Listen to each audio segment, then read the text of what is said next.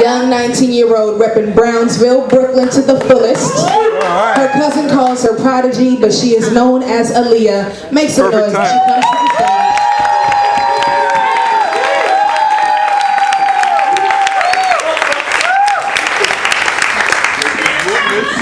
Hey, MB.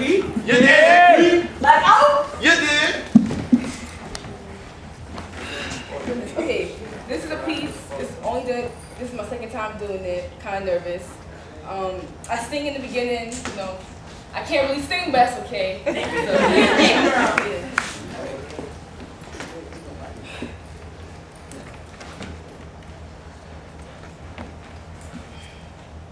I loved you just too much.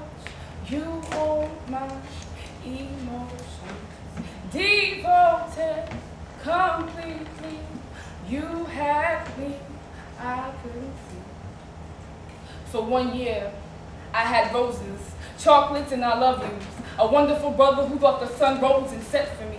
After 1 year, we were married, and after 3 months of marriage, the roses were dead.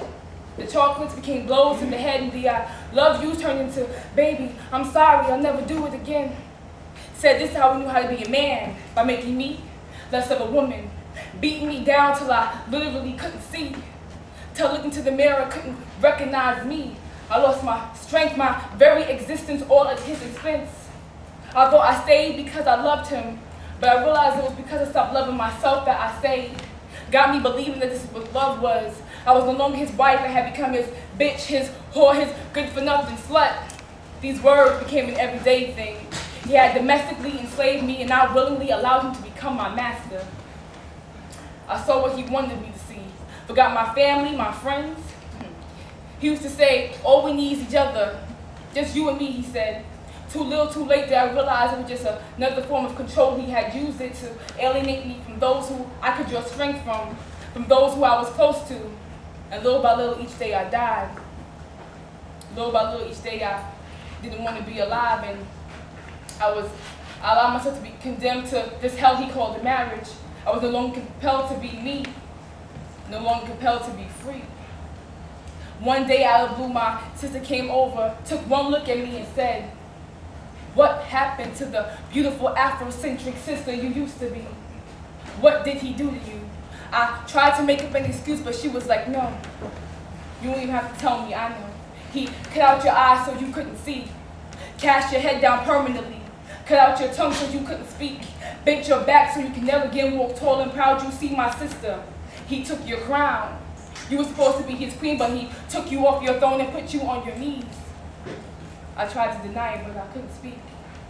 And then she asked me, is he worth the life spent misery and fear? Is he worth that bigger sacrifice? I sat there quiet for many moments. And as if the wool had been lifted, I saw him for what he truly was. I can't believe I let him rule me, confuse me, abuse me. He promised me that he would never be like that he would never love me like that, and that he knew how to act towards me. And poor me, I believed him. And now I'm sitting here wondering how I let myself be deceived. Instead of love, hate, and hurt was conceived, and now I'm less of a human being, void of feelings, void of dreams.